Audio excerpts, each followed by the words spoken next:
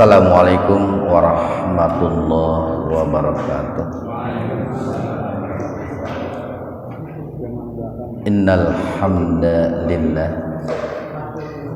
nahmaduhu wa nasta'inuhu wa nastaghfiruh wa na'udzu billahi min syururi anfusina wa sayyiati a'malina. May yahdihillahu fala mudilla lahu wa may yudlilhu fala hadiyalah. Asyhadu an la ilaha illallah wahdahu la syarikalah wa asyhadu anna Muhammadan abduhu wa rasuluh, amma ba'd. Hadirin ikhwatu iman, jemaah Majelis Tafsir Illiyin yang mudah-mudahan senantiasa mendapatkan cinta dan ridhonya Allah Subhanahu wa ta'ala. Kajian tafsir di Majelis Tafsir Illiyin pada kesempatan subuh ini membahas surat Ali Imran ayat 10. Jadi membacanya bukan Al Imran, Ali Imran. Halaman 51 ayat 10. Kita bahas tajwidnya dulu. Inna gunna, mendengung arti gunna itu dikarenakan nunnya bertasdid, bukan tasjid, tasdid. Di sisi lain inna itu disebut harfut taukid, ya, huruf yang berfungsi untuk menguatkan. Nalla alif lam samsiyah atau idgham samsiyah, cuman seperti alif lam qamariyah, karena kebetulan huruf samsiyahnya lam, dan sebetulnya di situ ada dua lam, alif lam lam. Cuman lam yang pertama dihadaf itu dihilangkan lalu dibadal, diganti dengan tasdid. Di mantabi'iyya kafaru mantabi'i waw, lang ikhfa hakiki atau ikhfa abad.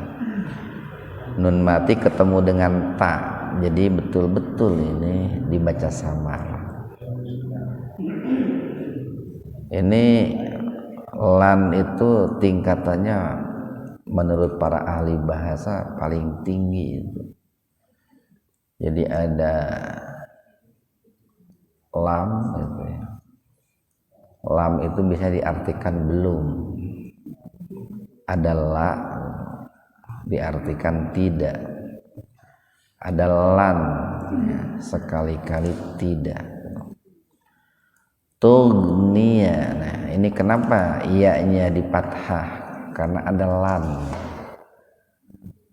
Jadi gara-gara ada lan, iya-nya jadi tughniya. Anhum, nah anhum ini idhar, tapi dikarenakan dalam satu kata tidak terpisah, maka dibaca idharnya sepintas saja, nggak usah anhum, ya, seperti itu. Anhum idhar syafawi, mimati ketemu dengan hamzah secara terpisah, jadi dibaca jelas di bibir. Berbeda dengan amwa, itu. Ini sama juga nih, mim mati ketemu huruf idhar safawi, wawu. Tapi dikarenakan dalam satu kata atau tidak terpisah, maka huruf mimnya dibaca sepintas saja. Jadi anhum amwa. Jadi jangan amwa, sepintas amwa. Wa mad badal. Itu kalau dalam penulisan bahasa Arab setelah wawu itu ada alif kalau dalam kaidah bahasa Arab. Nah, cuman ini kan penulisan Al-Quran ya, seperti itu saja, harokat berdiri. Luhum idhar safawi wala majais wal fasih. Jadi dibaca panjangnya, dibaca madnya lebih dari tobi'i 4 sampai 6 ketukan. Dikarenakan mad tobi'i alif plus bertemu hamzah secara terpisah.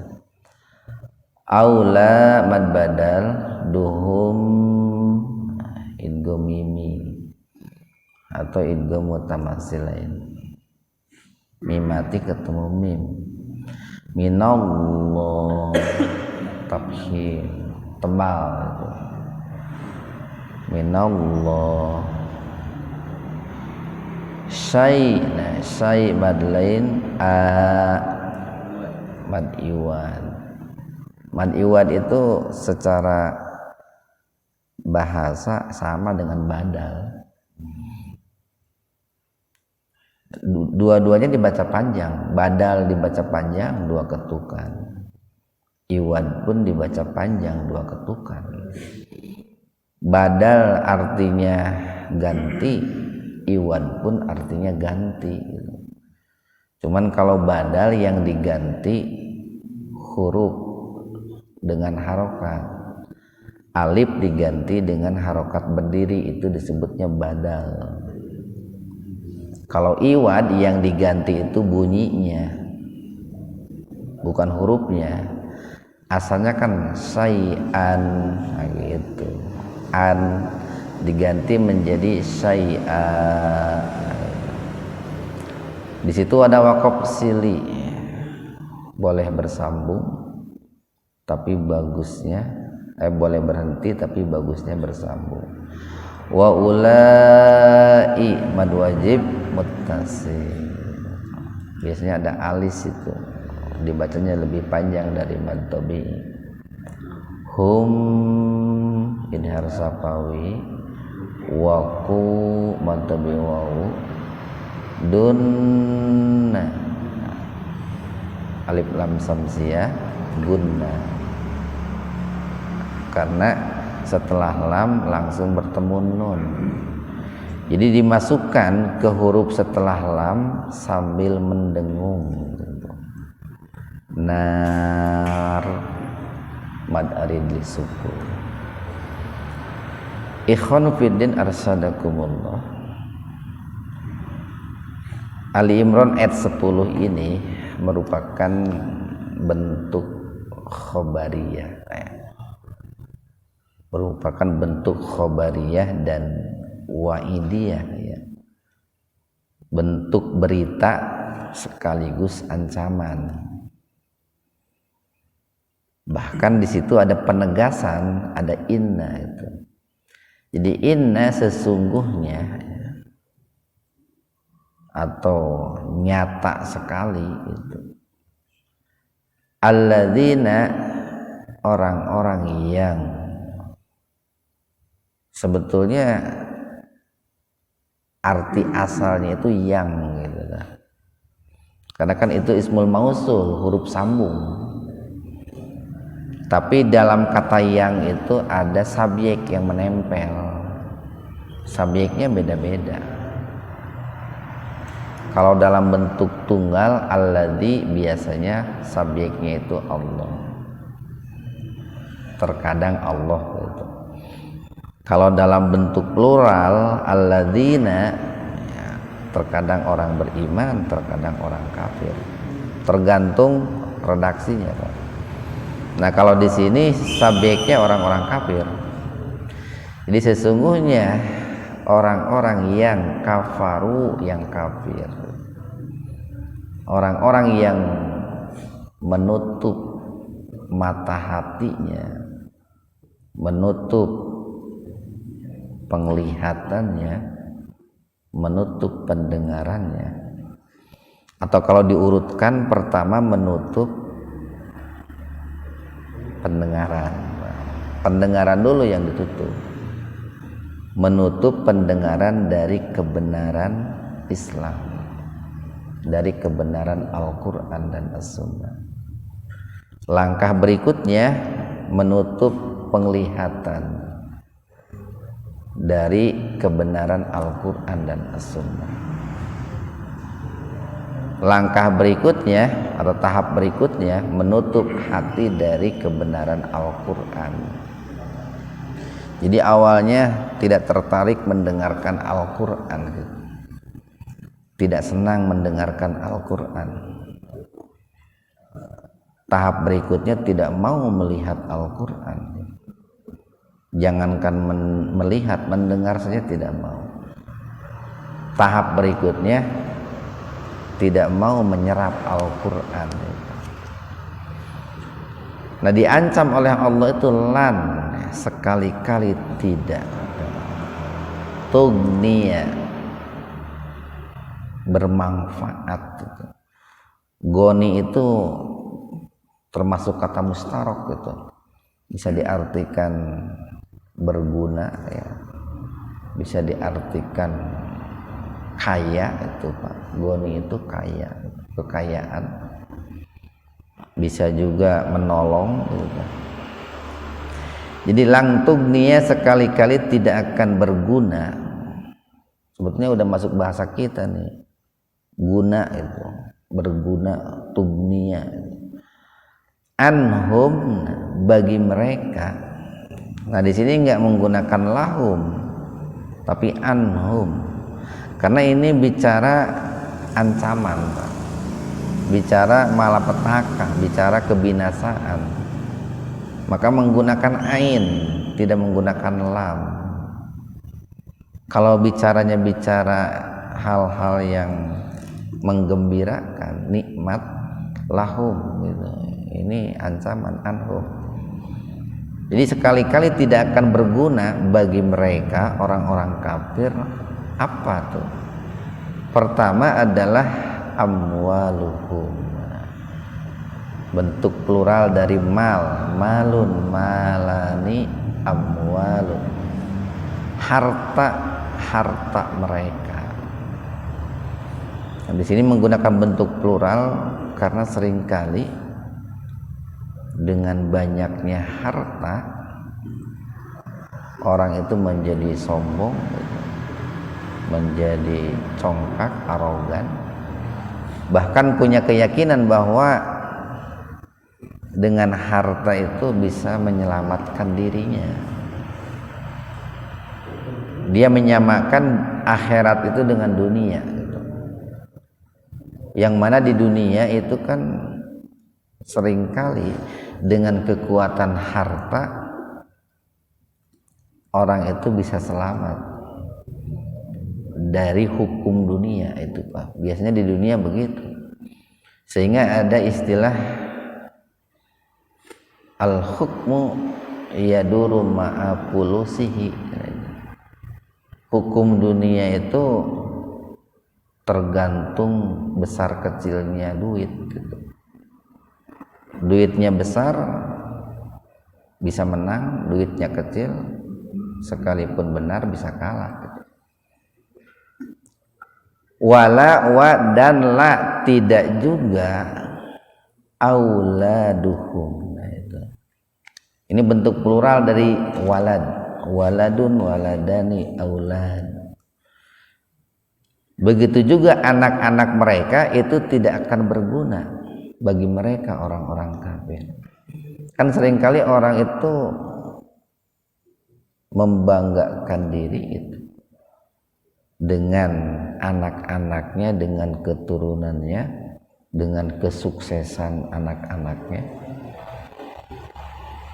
Coba saja dalam kehidupan dunia Pak, ketika orang itu tersangkut masalah hukum, biasanya kan untuk menyelamatkan dirinya itu kalau tidak dengan kekuatan harta, itu dengan kekuatan anak-anak, umpamanya jabatan anak-anak.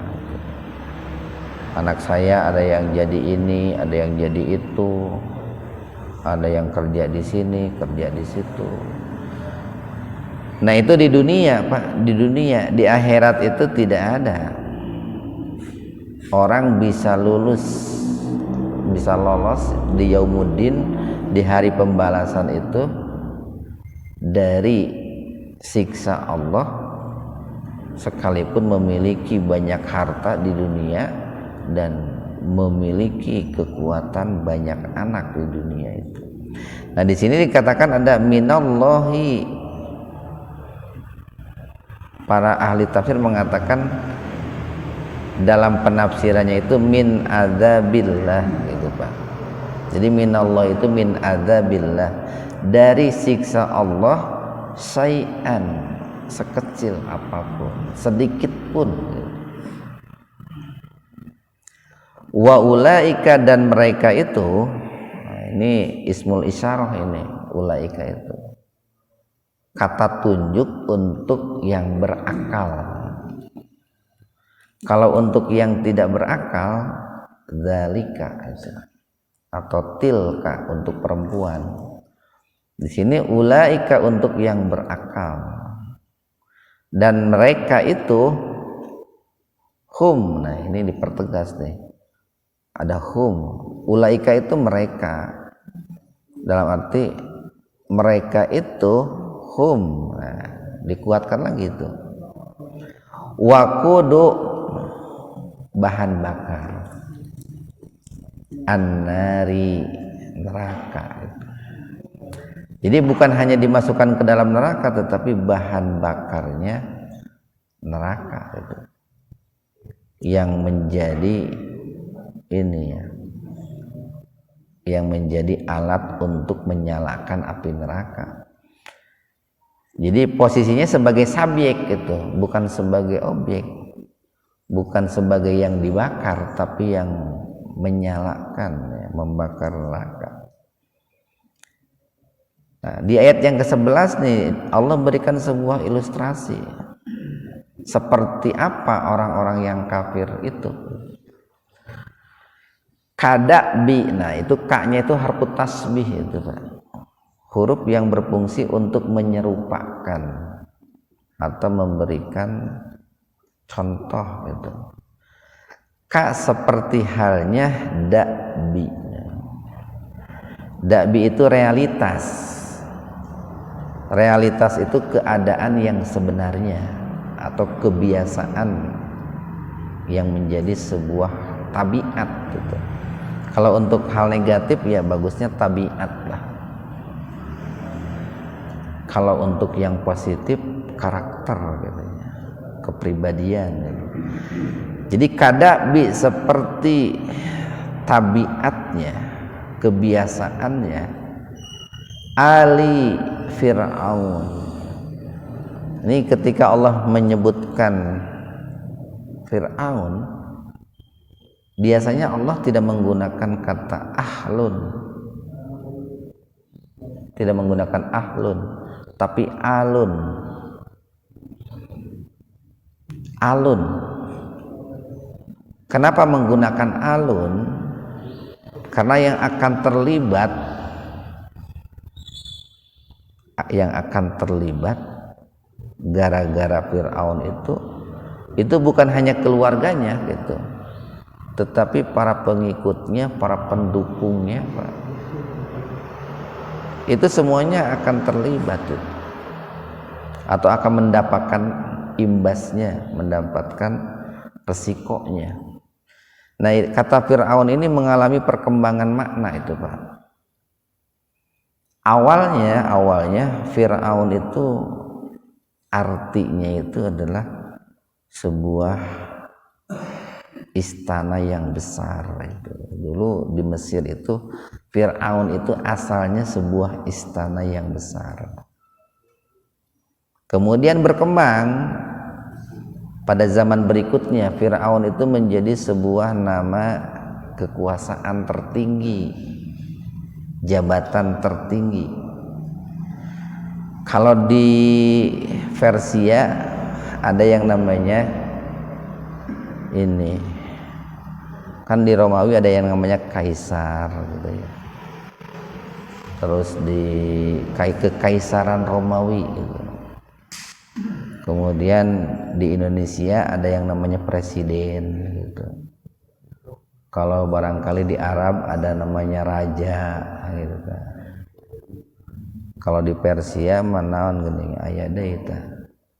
Dulu kan antara Romawi dan Persia itu punya jabatan tertinggi antara kaisar dengan lupa lagi saya. Nah, itu dalam perkembangan berikutnya, Pak. Sehingga dikarenakan istilah Fir'aun itu merupakan sebuah jabatan tertinggi, itu bisa melekat pada siapa saja atau bisa menempel pada siapa saja. Berbeda Pak dengan ini. Ketika Allah menyebut, dan itu biasanya dalam hal yang negatif, dalam hal yang buruk. Berbeda dalam hal-hal yang baik. Kalau hal-hal yang baik itu biasanya Allah menyebutkan dengan namanya langsung. Umpamanya Muhammad itu nama, itu bukan jabatan. Atau Maryam nama itu, Isa nama itu. Nah, Fir'aun ini sebuah jabatan dan itu bisa menempel kepada siapa saja kalau tentu bagi orang-orang yang punya kekuasaan, Pak, dan kekuasaannya kekuasaan tertinggi. Setiap negara namanya beda-beda. Nah, kebiasaan seperti kebiasaan Fir'aun dan para pengikutnya, walladzina wa dan alladzina orang-orang yang min qablihim sebelum mereka. Siapa orang-orang sebelum Fir'aun itu? Banyak kan. Umpamanya di zaman Nabi Ibrahim ada Namrud. Kalau di zaman Nabi Nuh banyak kaumnya itu kan. Kebiasaan mereka itu sama dengan kebiasaan Fir'aun. Di zaman Nabi Hud, di zaman Nabi Soleh. Nah, apa kebiasaan mereka? Kan yang namanya kebiasaan itu akan berlanjut itu, Pak. Sebuah kebiasaan itu berlanjut. Kenapa? Karena sudah menjadi sebuah tabiat itu. Apa kebiasaannya itu? Kadzabu. Nah, mereka senantiasa mendustakan bi ayatina terhadap ayat-ayat kami, baik ayat kauniyah ataupun ayat Qur'aniyah. Atau kalau dikaitkan dengan pemimpin secara garis besar, bentuk mendustakan seorang penguasa tertinggi itu dua itu, Pak. Sesuai dengan tugas pokok mereka pun dua. Tugas pokoknya itu kan satu, himayatuddin biddin, menjaga dunia, menjaga agama dengan agama. Yang kedua, himayatud dunya biddin, menjaga dunia dengan agama. Nah, maka ketika mereka mendustakan itu secara garis besar dua. Satu, tidak menjaga agama dengan agama. Yang kedua, tidak menjaga dunia dengan agama. Nanti penjelasannya panjang itu kan. Kalau bicara agama panjang, bicara dunia pun panjang. Bagaimana menjaga Islam, bagaimana menjaga sholat, bagaimana menjaga haji, bagaimana menjaga zakat. Nah itu kan, itu harus dengan nilai-nilai agama itu. Nah dulu Fir'aun dan orang-orang sebelumnya itu senantiasa mendustakan ayat-ayat Allah. dan generasi berikutnya pun akan seperti itu. Nah, karena mereka senantiasa mendustakan ayat-ayat Allah, apa ancamannya itu? Di situ ada fa tuh. Fa-nya itu fa sababiyah, fa akhadahum. Itu 3 kata itu, Pak. Fa akhadahum. Disebabkan mereka senantiasa mendustakan ayat-ayat Allah. Akhoda, asal katanya itu akhoda itu mengambil, diciduklah mau dia Bapak, makanya sering dimaknai dibinasakan. Fa akhadahumullahu, maka Allah membinasakan mereka. Bidunubihim, bi disebabkan, dunubi dosa-dosa, him mereka. Dan bun itu kan erat kaitannya dengan ekor itu Pak. Dan bun itu kan ini azbud zanab. Nah, zanab itu kan ekor. Apa kaitan antara ekor dengan dosa gitu Pak? Karena begini, ketika orang itu berbuat dosa, urusannya enggak berhenti sampai di situ, gitu Pak. Seorang penguasa berbuat dosa, urusannya enggak berhenti sampai di situ. Itu akan ada ekornya, Pak. Akan ada akibatnya. Akibat dunia ataupun akibat akhirat. Bahkan akibatnya itu akan mengekor kemana-mana. Yang terkena dampak buruknya bukan hanya dirinya sendiri, tetapi rakyatnya pun akan mengalami dampak buruk itu.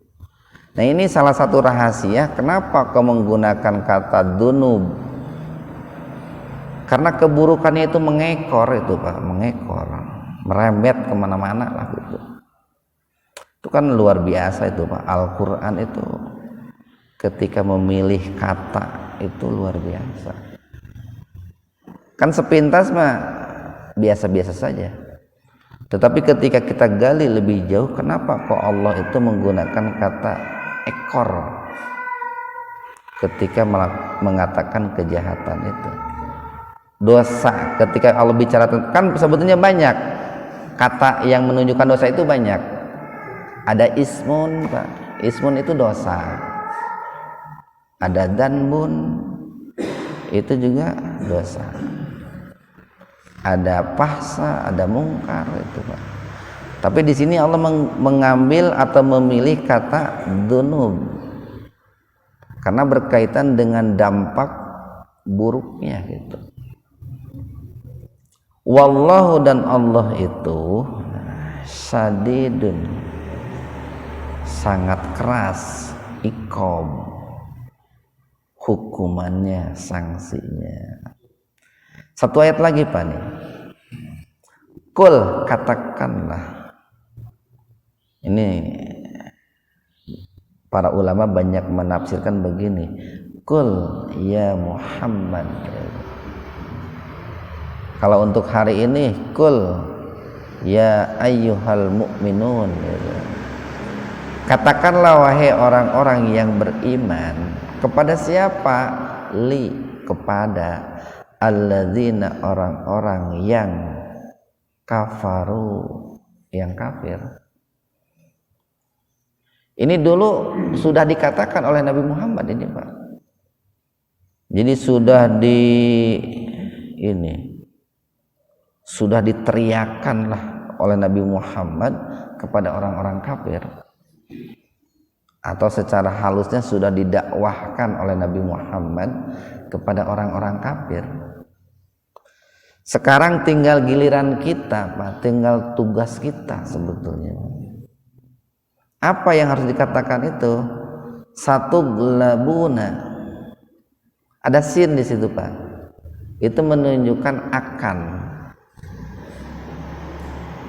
Bahkan bukan hanya akan, itu menunjukkan nanti. Jadi ada akan, ada nanti, ada yang menggunakan saufa. Nah kalau saufa biasanya di akhirat itu Pak, ada jedah yang sangat panjang. Tapi kalau menggunakan sin, itu jedahnya masih dunia, tapi ada jedah agak panjang dibanding tanpa sin. Umpamanya tuglabuna kita, enggak satu glabuna, ada jedah itu. Jadi satu glabuna, nanti kalian akan dikalahkan gitu. Nanti kalian akan dikalahkan. Yang tentu saja ini Pak, ini kata-kata satu glabun itu memotivasi kita untuk melakukan i'dad itu, untuk melakukan persiapan. Ya bagaimana tuh akan mampu mengalahkan kalau persiapannya sudah tidak ada gitu. Bagaimana akan bisa mengalahkan ayeuna salat wae hararese, ngaji wae hararese, zakat puasa wae hararese? Ya nggak bisa Pak, karena sebuah akibat itu berbanding lurus dengan usaha, dengan ikhtiar, berbanding lurus dengan sebab. Sekali lagi, akibat itu seringkali berbanding lurus dengan sebab. Sebabnya begini, akibatnya begitu. Sebabnya 50%, akibatnya pun tidak akan jauh dari 50%. Ikhtiarnya sekian persen, buah yang dipetiknya pun tidak akan jauh dari ikhtiar itu. Nah, di sini sebuah motivasi bagi umat Islam, sudah sejauh mana upaya umat Islam untuk menjadi pemenang. Untuk menjadi pemenang gitu. Nah, dulu ini sudah terbukti di zaman Rasulullah gitu. Wahai orang-orang kafir, kalian akan dikalahkan. Itu kalau menggunakan kalimat pasif. Kalau menggunakan kalimat aktif, wahai orang-orang kafir, kami akan mengalahkan kalian. Itu terbukti dalam perang Badar itu Pak. Ini kan ayat ini turun ketika Nabi Muhammad SAW itu tahun kedua Hijriyah, setelah hijrah dari Mekah ke Madinah. Kemudian Allah katakan kepada orang-orang kafir itu seperti itu, terutama kepada orang-orang, kan sepulangnya Nabi Muhammad dari perang Badar mendapatkan kemenangan,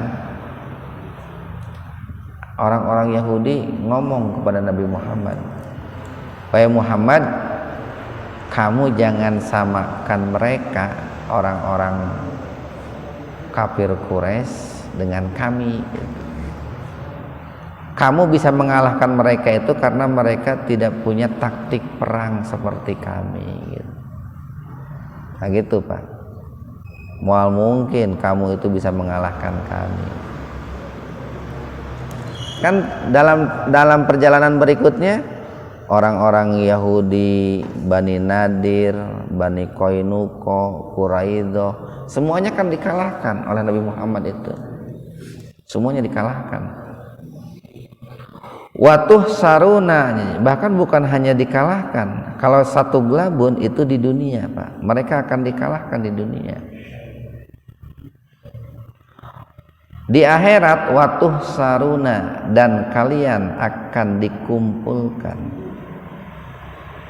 Mahsar itu Pak, mahsar itu kan tempat dikumpulkannya manusia. Di mana dikumpulkannya? Untuk bahasa orang mah di mana reuni na gitu Pak. Orang-orang kafir itu ila jahannam, di neraka jahanam. Jadi ketemu Pak nanti di jahanam itu. Mulai dari Namrud, Fir'aun, Abu Jahal, Abu Lahab, semuanya lah ketemu. sekalipun di dunia belum pernah ketemu gitu. Seperti halnya akan ketemu orang-orang yang beriman, insya Allah kita ini dengan Rasulullah, dengan Nabi Ibrahim, dengan Nabi Nuh, dengan Nabi Adam, sekalipun kita tidak pernah bertemu. Kan begini, yang namanya di akhirat Nabi mengatakan almar'u ma'aman ahabba, itu seseorang itu akan dikumpulkan bersama dengan orang-orang yang dia cintai. Orang mencintai Nabi Muhammad dikumpulkan dengan Nabi Muhammad, tentu dengan kecintaan yang benar. Orang mencintai Fir'aun dikumpulkan dengan Fir'aun. Nah, cuman yang menjadi persoalan kan seringkali begini, orang membenci Fir'aun secara lisan, tapi dalam prakteknya mengikuti visi dan misinya Fir'aun. Orang mencintai Nabi Muhammad, tapi dalam prakteknya membenci perjuangan Nabi Muhammad. Tidak sinkron antara ucapan dengan realisasi itu. Nah, ini merupakan sebuah kabar gembira, Pak nih. Ayat 12 ini sebetulnya kabar gembira. Kabar gembira dari Allah bukan hanya untuk Rasulullah, tapi untuk kita orang beriman. Sebetulnya orang-orang beriman itu mesti golim, mesti menjadi umat yang unggul. Umat Islam itu menjadi umat pemenang, bukan menjadi umat yang menjadi bulan-bulanan. Nah, berarti kan yang harus diintrospeksi itu ini ikhtiarnya, upayanya umat Islam belum maksimal, sehingga kegaliban, kemenangan yang mestinya diraih oleh umat Islam itu belum berpihak gitu. Wabisa, dan seburuk-buruknya, maksudnya jahanam itu adalah seburuk-buruk al-mihad, tempat tinggal. Nah, ini mudah-mudahan jadi motivasi sekaligus peringatan bagi kita semua. Subhanakallahumma wa bihamdika asyhadu an la ilaha illa anta astaghfiruka wa atubu ilaik. Assalamualaikum warahmatullahi wabarakatuh.